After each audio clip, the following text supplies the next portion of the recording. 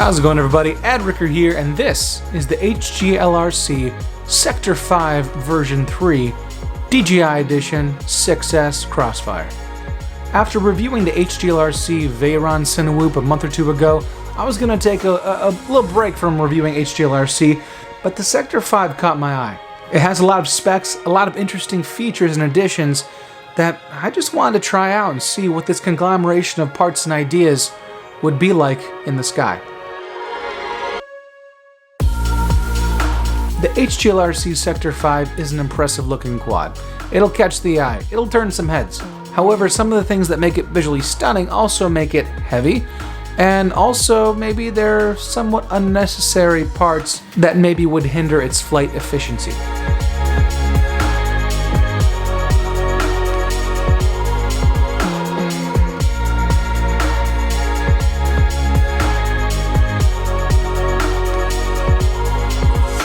Now, first of all, let's talk about the specs. This is a 5-inch frame. It has 2306.5 1900 kV motors for the 6S version. This is the DJI FPV version, so there's a full-size air unit in there leading to the full-size FPV camera out the front. We have the 2 antenna out the back for the DJI air unit, and as well you see this GPS module, which is an interesting addition. We'll talk about that soon. Out the back we have a spot for Crossfire dipole antenna, but we have an Immortal T sticking out the back because they were nice enough to make this my Crossfire version, so I can use this with my Tyrannus as opposed to the DJI FPV radio. The flight controller is the HGLRC F722 with the 60 amp ESC, a 4-in-1 right underneath it. Makes for a great red, vibrant stack. Everything is either red or black on this quad, and it looks really cool. You have that white stripe that goes down the middle of either the Session or the full-size GoPro mount right there, the 3D printed mount. So they didn't really spare any weight or expense in that regard. There's a lot of 3D printed material on here, and that's partly what makes this a heavy quad. So with my normal components, like I have right here, this is a 1000 milliamp hour 6S battery with my full-size GoPro 7 black right there. This is 777 grams all up weight, and that's pretty heavy. I think anything over 700 grams is perhaps a bit heavy, although some people do like heavier quads. There's a little bit more to fling around, a little bit more carry, if you will, as opposed to a lighter quad, which might not carry over things if you're doing split S's and punch outs and stuff like that. Now, in addition to some extras like this GPS module, you also have these awesome LEDs. And the F722 flight controller has its own buttons on the side that you can press to change the color of your LEDs without having to go into Betaflight and doing anything with the LED tab in the configuration. You can also hold that button and go into another menu on that flight controller, which will then go into how those LEDs will act. So this is the flashing one. That's going to look amazing at night. The more like the breathing, which is also really cool. And of course, you can change the color of any of these. This is going to actually go through all the colors, and it goes back to solid. So if we go back to like breathing, and we hold the other button, there's 2 buttons on the side here. We press that one, hold that one. That goes back to color changing mode. So once we get in there, we'll go ahead and make that one green. So we have the breathing green. Again, very visually impressive. And I think if you're going to be showing off the FPV hobby to the world, to your nephew, to your neighbor, and you want to really create an impact, create a lasting impression, I think you might bring something like this out. Really showcase what FPV can be, especially from someone watching it in third person. And I'm trying to figure out what it is versus isn't. Okay, yeah, it looks cool. Fine, Ed, move on. What does it do? And how does it do it? Well, I asked HGLRC that. What was your intention for making this? Okay, right there in the title of the website, it says it's a freestyle quad. I understand. But this is a bit heavy as a freestyle quad. The flight time was only 3.5 minutes with my 1000 milliamp hour 6S Ovonic battery here, which I could easily get upwards of 5 minutes on my lighter 5-inch quads. I asked him, well, how can I improve the flight experience and the flight time, considering, 3.5 minutes is a little bit lackluster for just a moderate paced rip. Well, they suggested anything between 1300 to 1800 milliamp hour for 6S. And I thought, wow, okay, we're making this even heavier now? Interesting. So I went middle of the road. I got a 1550 milliamp hour. And this is a lot heavier, let's just say that. This is about 870. So if you're over 800 grams with a freestyle quad, you're really a porker, let's just say that. The version 2 is also available on the website. It's a more stripped down version than the version 3. It forgoes a lot of these 3D printed parts as well as the LEDs and the GPS, and that makes it about 80 grams lighter than the version 3, but it's the same price. So essentially you're getting these extras with the version 3 that are somewhat optional. You can take off the LEDs, you can take off the GPS, you know, but since it's the same price, you're essentially opting to either have them on or off, and maybe you make that decision and change it up every few weeks or months. So you don't have to commit to such a heavy quad if you want to take some of these optional parts off. But we will leave them on for this review since that's what makes the Sector 3 unique. How does the Sector 5 version 3 fly? Well, I'll tell you what, at mid to low throttle, it feels great. Flick rolls and flips are smooth, prop wash is minimal, there's no real oscillation to speak of, and at 1900 kV, those motors really get this thing going. The flingability is great because it is heavy, so it can be flung over things. You chop the throttle, and this will definitely carry a little bit horizontally more than maybe a lighter quad. And all in all, it is pretty fun to fly.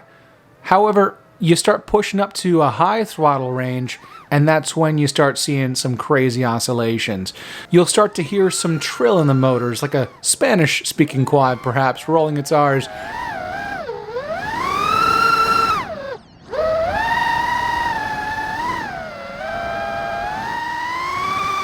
Also with those Ethics S5 props, I was getting some prop flattening happening. I'm not sure if you can really hear it from the DJI Air Unit DVR, but we definitely heard it in person where I would abruptly throttle up and then down and change directions to try and induce some prop wash, and that's when I was hearing that characteristic sound of props flattening out.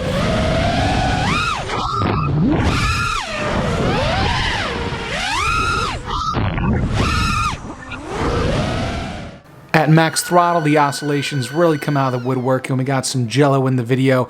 Now, if you're using some sort of hyper smooth or rock steady with a action cam, you're not going to see that in your final GoPro or your Osmo action footage. But with the DJI Air Unit DVR, it's very apparent.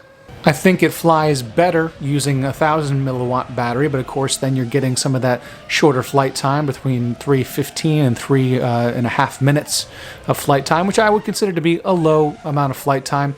You put on the 1550 6S battery though, and you can get upwards of 4.5, maybe even 5 minutes if you're flying conservatively. Also, I can't help but think that 1550 battery, standing so tall and skinny, is making this a little bit top heavy, and center of gravity's thrown off a little bit. There were a few times where I was doing a fast maneuver and then cut the throttle, and I had some interesting bounce back or some dips with the quad. It makes me think that maybe this isn't tuned so well for a heavy battery. Now, some of those oscillations and the prop flattening and the trill of the quad, that was largely fixed by using Nazgul 5140 props. And I will admit, a lot of the times I was hearing that oscillation, that trilling of the motors and the props more in the DVR than I did in real life. So I was flying, and perhaps I didn't even hear it until I got the footage on my computer and realized just how often it was happening. So in that regard, perhaps it doesn't matter so much. If I wasn't really experiencing it as a pilot and I was only experiencing it in editing, then I can just mute the audio track and, no one would ever know, because for the most part the video is still stable. It only really gets shaky and has a lot of oscillation at a very high throttle value. But the addition of a GPS module on this side did kind of confuse me. I'm not really sure what a GPS module would do on a freestyle quad that you wouldn't normally fly terribly far away from you. That's something we would see more on long-range quads. And of course, we're making this even heavier, so we get maybe a little bit more flight time, but we're also making this really heavy. So this is probably the heaviest 5-inch long-range quad I would have ever seen, had we consider that to be the rationale for adding a GPS module. In terms of racing, you could race with this. You would probably not use your GoPro. In fact, you'd take that whole mount off completely. But again, you'd be taking off a lot of extra stuff that makes the Sector 5 what it is. And especially like the GPS module, which would have no place being in a race. I'm rhyming. That would just break off. And even for freestyle, I'm tempted to take this off just because I don't want to break it, you know? I mean, hey, that's my first GPS module on a 5-inch quad. I want to keep it. So maybe if this was someone's first freestyle or FPV quad coming from the DJI camera drone world, the addition of a GPS module might be familiar to them, might actually feel comforting to them to know that they have a GPS module that could help them out, maybe do a return to home even though there's no obstacle avoidance, and at least give them a home arrow for finding their way back to their starting position. Now, I don't have a whole lot of experience with FPV GPS modules. They're not like DJI camera drones or intelligent, GPS drones, where you can return to home and it'll come right back onto your landing pad, essentially. This one's going to come back, but it doesn't have any obstacle avoidance or downward camera to really have some sort of precision landing. It's going to get you close, but hopefully by the time it gets close, you can regain manual control, and really you'd only enact GPS return to home via beta flight if there was a problem. One great thing about the GPS module is that it does have an arrow and it points back to where it took off. So if you do lose yourself, if you're flying in the woods or a huge field or, I don't know, a bunch of buildings and you're not quite sure where exactly you as a pilot are standing and you kind of flown too far away from you, you can rely on that arrow to give you a rough estimate of where you took off and where you can fly back to. The LED lights are great, but again, I would be apprehensive to be flying a lot on concrete and in trees amongst branches and stuff with these LEDs. I feel like, after a solid freestyle session, only 3 of these would work. Also, even though they are nice to control with the flight controller, they can only be programmed together. So all 4 do the exact same thing. That means that I can't program the front 2 to be different than the back 2. I'm thinking maybe if I'm doing some line of sight practice and I want to have the front 2 to be like bright yellow and the back 2 to be like a dark blue or something, just to get my orientation.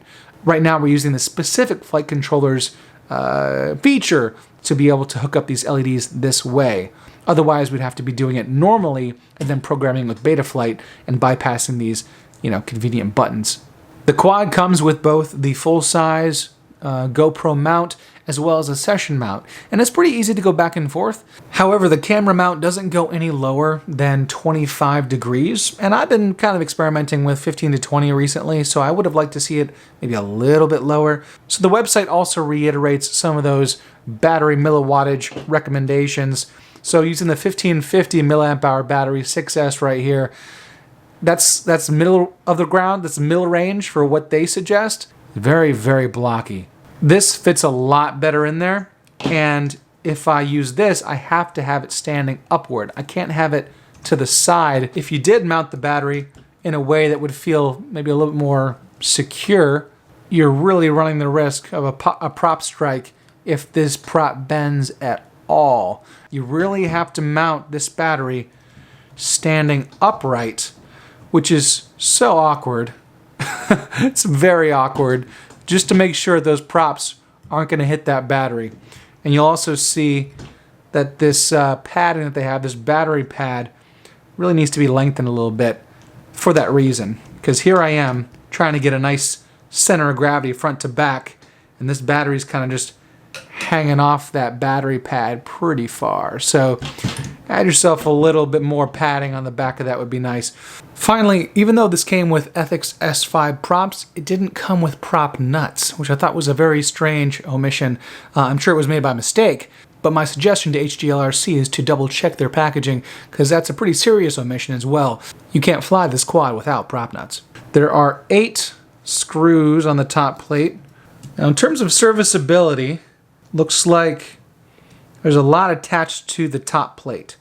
So I would have to take off not only the 8 screws here, but also the GoPro mount, which is attached to the camera cage. So I'm pulling on that.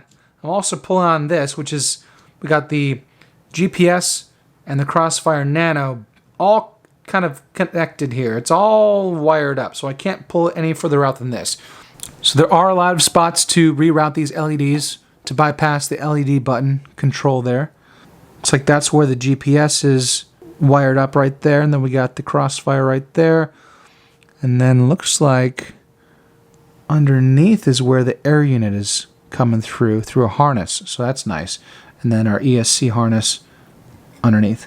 Very cool. The capacitor is underneath, and it's kind of right back there. It's underneath everything, and it's kind of in its own little pocket in the frame. And here is where you can control your camera tilt for your action cam. You unscrew this one right here, and then this little bit will slide up and down through the frame, through the top of the frame itself. The mount that comes with the Sector 5 is a GoPro 7 mount, and it fits nicely, and it looks sharp, and it comes with a TPU printed lens protector there.